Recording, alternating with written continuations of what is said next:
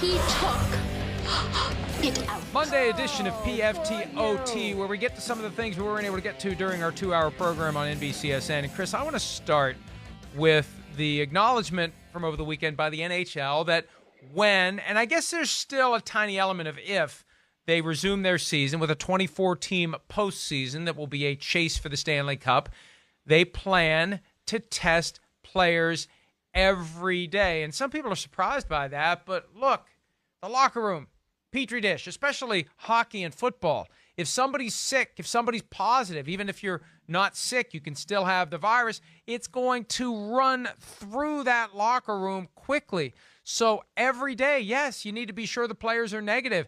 And I'm a believer you have to make sure they're negative as they leave the facility. You don't want to unleash them on the community after they've become positive while they're at work. So test them on the way in, test them on the way out every single day. That's what the NFL is going to have to be ready to do. And the NFL has the benefit of watching these other sports, watch and see what happens with the NHL, watch and see what happens with the other sports. But I think it's a no-brainer. You've got to test everyone before they go into the building every given day. That doesn't mean you have to test them on the days they stay at home, but when they come back to work the next day, you better test them before you let them in. Yeah, well, I think the first thing is, Mike, I mean, you're right. I want to see Major League Baseball, NBA, NHL get going a little bit to set some sort of precedence for the NFL or for any business going forward. But yeah, selfishly, you and I want to see the NFL play football, one for our work and jobs and everything like that. But man, we love football. We love watching it. So it would help if these other organizations would get going to just maybe help out or, iron out some of the wrinkles that you could have, the unforeseen circumstances. But I'm with you. I don't know why people are surprised, first off, in the fact that they're surprised players are going to be tested daily. I mean, that has to happen. I mean, I just feel like, players aren't going to feel comfortable. I feel like society ultimately won't feel comfortable if the players are going about that on an everyday basis. You bring up a good point about twice a day. I'm not so sure that's necessary as long as you're being strict about testing everybody from the get-go when they enter the building. I would hope that would be enough. I would hope we wouldn't have to use 2 tests per day on a person or whatever it may be. But either way, yeah, I want to see one of these other leagues get going just to start the process and kind of see how it all goes. One thing that I don't know, and at some point I need to get the answer to, is how long it takes to show up that you are positive for the virus once you have it in your body. Because I guess in theory, there's a way that you could test negative, still have it, and then by the time you leave the facility at the end of a day, if you're there 12 hours, right, maybe you are shedding virus and potentially infecting others before you leave. So there's a lot of medical information that needs to be factored into this. And there still needs to be advances in the testing so you can get an answer. Are you positive? Are you negative? As quickly as you possibly can, so you can go about your day. You don't want to have somebody sitting in an airlock at the team facility for an hour waiting for their test result. You're going to have a backlog. How many people can get in there as you're testing them on the way in? I mean, these are all logistical things that everyone is going to need to figure out if these sports are going to come off as planned. And that's why I've constantly been asking the why, how, where, what questions. I don't want football or any other sport, but primarily, Chris, you and I are selfish about football. I don't want football to get to September and they start implementing their plan and then they look around and like, this didn't work. What the hell are we doing? We can't do this. See you next year. So I'm trusting. Maybe I shouldn't. I don't know. I'm trusting that people smarter than me and who have a stronger incentive than I do to ensure that football is played this year are figuring this stuff out. And when I remember that these are the folks who brought us pass interference replay review last year, I start to get a little concerned. Well, I hear you. But, this is where, again, this is like, to me, the conversation. Realistically, do we really think all 32 teams start of the fall that nobody's going to come down with COVID-19 again? I mean, I don't think there's any way. Again, this is where I think the NFL and the NFLPA need to start having some more in-depth conversations here. I saw the article you wrote towards the end of last week, right, on Friday about Taylor Decker. And I thank you for referencing me. I know you, in the article you wrote, how, I've been trying to say for weeks, and Taylor Decker kind of said the same thing, where he's not personally worried about COVID-19. Yes, he'll respect, the guidelines, and he certainly doesn't want to infect anybody else or do anything like that. But he himself, as far as it pertains to himself and affecting him, he doesn't care. And that's, to me, Mike, where it still comes down to, we got to start getting some polling and some questioning out there with the players to know, like, hey, players, if 10 guys in a locker room on a given week all of a sudden test positive, what do you want to do if that happens? Do we want to just quit the season? Or are we just going to say, hey, the hell with it, we're young and healthy and we're going to push forward?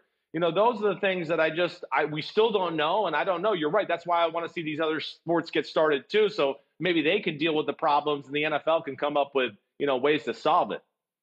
And, one thing that I said all through the month of April, once the draft comes and goes, the remainder of the offseason rockets by. May becomes June, June becomes July, July becomes football season. And here we are, first day of June, and there are still plenty of questions, but at least the NFL will have the benefit of seeing how it unfolds in some of these other sports. And like I said, these folks have a hell of a lot more financial incentive than we do to make sure their product is televised, more importantly than anything else, whether or not fans show up. But this is all still kind of up in the air. And the problem is, with the social unrest consuming so much of the news coverage now, I feel like we've become not quite desensitized to the coronavirus. We've just kind of forgotten about it. Yeah, a little bit. And you know what? In all these places where there are these protests and people are packed together, I know a lot of them have masks on, but man, I hope that second wave doesn't come a hell of a lot sooner because of mass gatherings in a bunch of different American cities. But these are all things that are going to unfold as the summer continues to unfold, and we'll see where it leads us, Chris. But the NHL planning to test every day. The NFL needs to follow suit. And Taylor Decker echoes something you've been saying ever since this first started. Players want to play. They want to play, and they want to get paid. They take risks far more immediate when they walk onto a football field than whether or not they may end up with COVID-19. So they are just wired to not care about it because they're already wired to not care about the possibility of suffering a serious injury on any given snap in any given game. All right, one of the things about the pandemic that actually may help certain teams, the ability of coaches to basically stay home and enter the laboratory and come up with new ways of running their team, specifically offense, specifically the Cardinals. Kliff Kingsbury, and this is an item that we have at PFT. It comes from Bob McManaman of the Arizona Republic. Kliff Kingsbury has spent time diving into the college game, studying up on offenses, figuring out what's work, and it works. And it's got players on that team intrigued by what Kliff Kingsbury is going to ultimately have ready for them when they reconvene and get ready for the season. Yeah, well, I think this is a common theme throughout the NFL right now, that coaches are getting to kind of dabble into a little bit more research or do those type of things as far as looking at other films and incorporating new ideas to their offense and defensive schemes. The biggest thing is, there's more time during the day. The guys aren't at the facility. There's not as many coaches meetings. Of course, you're not meeting with the players and having to walk through. The day is not consumed, the same way. So I think it is allowing some coaches to do some other projects as far as just outside the box thinking. Kliff Kingsbury, hey, this was the big question I had. He answered it for me last year. But one of the reasons I went, well, I'm not so sure this is a great hire by the Arizona Cardinals, is just because, hey, Kliff Kingsbury, I just wasn't sure how much offense he knew, really. He kind of just taught that Texas Tech Red Raiders type offense, and I just wasn't sure, is he going to be able to bring more to the table? All right, where he proved me wrong is, one, he stole a lot of ideas from different offenses around NFL football last year. That makes me feel good. That's what a smart human being does. You see other smart human beings doing something that works, you go, let me see if I can steal that and make that work for my team. So he certainly showed that ability. I like that. And then, I think with Kliff Kingsbury and having a better understanding of what the NFL game is now, he probably has a better understanding of what he can and can't steal from the college game now to incorporate into his offense that might be more effective, and he knows what his offense is going to look like, and he knows what to expect from defenses. So I'm excited for it too, let alone with, some new players there in Arizona. It really is amazing that a guy who was questioned by many, probably including us, losing record at Texas Tech. What did he do? He had Patrick Mahomes, a guy who may go down as the greatest player of all time. He had Patrick Mahomes, and what the hell did he do? So the fact that Kliff Kingsbury is finding his niche, finding his groove, making it work at the NFL level, it's refreshing to see it. And you're right, that lack of ego and pride that will cause, when you have that ego and pride, you've got coaches who say, I'm doing it my way. I'm only doing it my way. The willingness to find other things and use other things, that's smart, and it could prove to be very beneficial for the Cardinals. Yeah, definitely. And, that's ultimately, what Kliff Kingsbury is he's smart. He's a great communicator. He really is. He understands how to talk to people and teach an offense and teach people that aspect of it. So because of that, he really fits the NFL game. He really does, and he understands it that way. And it's a players' league, and I think Kliff Kingsbury understands that as well. But this is a very, intelligent, outside-the-box type of thinker. And, yeah, Mike, I saw things last year where I went, wait a minute, are they ever going to get underneath the center? Oh, I saw Kyler Murray underneath the center. Saw him running 49ers play-action passes and Sean McVay's play-action passes and all these things for me to sit there and go, okay, this guy gets it. He understands that, like, what he did at Texas Tech is not going to work week in, week out, play after play in the NFL. He needs to add more to the arsenal, and he did that.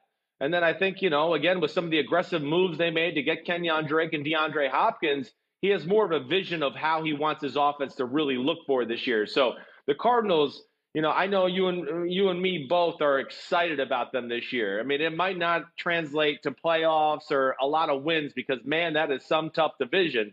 But nonetheless, I expect them to be a fun team to watch, an exciting team. And I think they are one of those teams in the NFL with, like, the arrow up. And it's all going in the right direction there and looking good for the next few years. Think about this. Remember those days when the Cardinals were in the NFC East, for crying out loud? The Arizona Cardinals, for about, 15 years or so, after they moved from St. Louis, and they never should have been in the East anyway when they were in St. Louis, but after they moved from St. Louis to Arizona, they were in the NFC East. If they were in there now, they'd be the team to beat. Right. They would be. I don't know. Them and the Cowboys. What a rivalry that would be. Cardinals and Cowboys this year if they played twice and were competing for the division title. Timing is everything. Hey, you're right. Again, hey, the 49ers, Joe Montana and them, would they have been the same if they had to play in this NFC West now? I don't know. They got to play in an NFC West that, everybody was, nobody was that great. So they got to beat up on those teams and be fresh for the playoffs. It used to piss me off as a young kid. I used to sit there going, oh, man, my dad's been killed by Reggie White and the Cowboys and the Redskins, and they're all fighting. And then here comes the 49ers in the playoffs. They're all fresh and feeling good because they just wallop the rest of the NFC West. And then I was always worried about the Giants that way. But, yeah, I hear you, and I'm excited. Murray, Hopkins, Kliff Kingsbury, Isaiah Simmons, Chandler Jones. They're starting to build some names there and some people we can really kind of latch onto in Arizona that makes them one of the more exciting teams in the NFL. By the way, the Cardinals get an opportunity to have a reunion with their NFC East rivals. They play all four of those teams this year, as does the rest of the NFC West. And they also play all the teams of the AFC East. And that brings me back to a point that we've made before. Now that there are 3 wildcard teams per conference, you get the NFC East, the AFC East. Wouldn't it be something if we get? And I when it comes to these various things the NFL does, I always like the chaotic outcome, and having all 4 teams from the same division in the playoffs would be awesome. It would be. It would be amazing. It was always cool to see 3 teams from the same division get in there in the old format. To have 4 teams, that would be unreal and would lead to some bad blood type games in the playoffs because they're going to have to play each other. And as you know, when you have to play a team for the 3rd time during a season, things get personal, and that's always fun to watch on the football field. Do you still hate Joe Montana? No, not at all. So you admit that you did. You admit that you did. That was a loaded question. football hate, like football hate. Yes. I mean, yeah, like, the 49ers like just irked me. Of course. Yeah. I look at the 49ers and go, I think my dad might have won another Super Bowl or two if it weren't for that damn 49er football team. So, yeah, they'll always bother me. But as you know, there's someone there now that I like. So I tend to root for the 49ers now. The Giants, the year that they won the Super Bowl in '86, that was like 1 year after the '85 Bears. It was like this dominant team with this great defense, like back-to-back years, two different teams. It was just odd to see that consecutive like that, for the page to turn so abruptly from the Bears to the Giants. And it felt like the Giants were going to have staying power, and they did. They won a Super Bowl just a few years after that. Yeah, well, and really, Mike, you could even further that, because the 1984 49ers, they were 15-1 too. So it was really like dominant 49ers team who beat the Bears in the playoffs. And then the Bears were like, man, okay, now we know what it takes to be a Super Bowl team. They went and dominate and go 15-1, beat the Giants in the playoffs. The Giants, I've heard my dad and Lawrence Taylor tell the story about how, it made them realize they had to raise their intensity a level. Well, the next year they go 14-2 and, kick butt in the playoffs and win the Super Bowl and all that. But that to me is like one of the golden ages of the NFL football there. That was a time where, man, there was only about 5 or 6 teams that you knew could really win the Super Bowl, and they were all in the NFC, and they were all fighting each other on a year-to-year basis. All right, we could keep talking, but we've been talking long enough. We're going to end it until tomorrow. Everybody check us out at ProFootballTalk.com. There'll be a new Chris Simms Unbuttoned coming on Tuesday, a new PFT Live coming Tuesday morning. Chris, great work as always. Have a great day. Everybody be smart, be safe, and let's keep working our way through these issues that have caused so much consternation and controversy in recent days. And let's pray that we can work our way towards some real solutions for the better of everyone, of all Americans, of all human beings. Hopefully we will get there. Everyone, have a good day, and we'll see you tomorrow. See ya.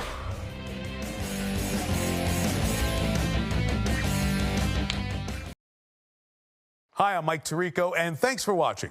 Make sure to hit subscribe for the latest news and highlights from NBC Sports.